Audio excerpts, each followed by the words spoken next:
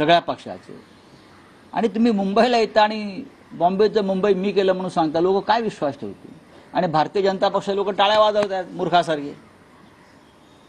105 हुतात्म्यांच्या बलिदानातून ही मुंबई निर्माण झाली आहे। हुतात्मे मराठी होते आणि जेव्हा जेव्हा अशा प्रकारचा हल्ला होईल मुंबईवर, तेव्हा असंख्य हुतात्मे देण्याची क्षमता आजही या महाराष्ट्रात आणि शिवसेनेमध्ये आहे।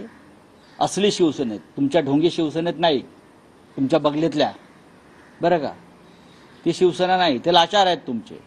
पण आमच्या शिवसेनेमध्ये अजूनही मुंबई आणि मराठी माणसासाठी बलिदान करण्याची तयारी आहे, हे त्यांनी लक्षात ठेवलं पाहिजे।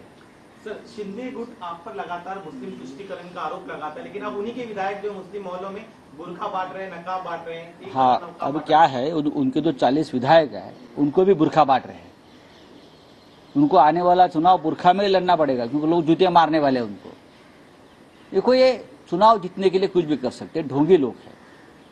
हाँ, आप उनकी विधायक बुर्खा बांट रही है और वहाँ उनके जो नेता है नरेंद्र मोदी ने बुर्खा के खिलाफ जंग छेड़ा था, मालूम है ना। उनके लोगों ने जो स्कूल कॉलेज में जो बच्चियां बुर्खा पहनकर जाती थी, हाँ, उन पर हमले किए ना, आपको मालूम है ना। मामला हाईकोर्ट सुप्रीम कोर्ट तक चला गया था और आप लोग बुर्खा बांट रहे हैं। लेकिन इसका मतलब है आप ढोंगी है।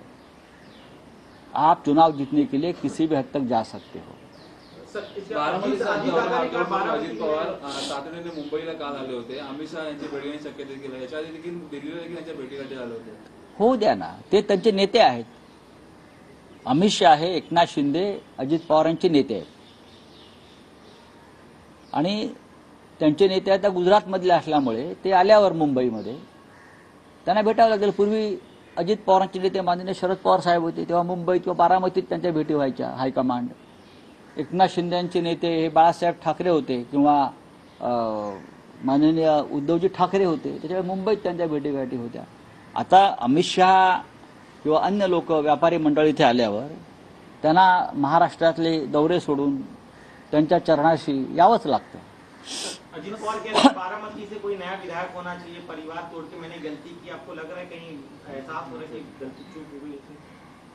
अजित पवार बारामती में विधानसभा चुनाव हार रहे हैं, ये पक्का है, ये उनको भी मालूम, ये उनको भी मालूम है। अब मैं उनके ऊपर क्या बोलूं?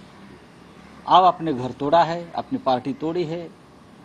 जिस आपके नेता और आपके पिता समान शरद पवार साहब ने सब कुछ दिया, उनके पीठ में आपने खंजीर मारा है, तो अभी पश्चाताप होने से क्या फायदा है?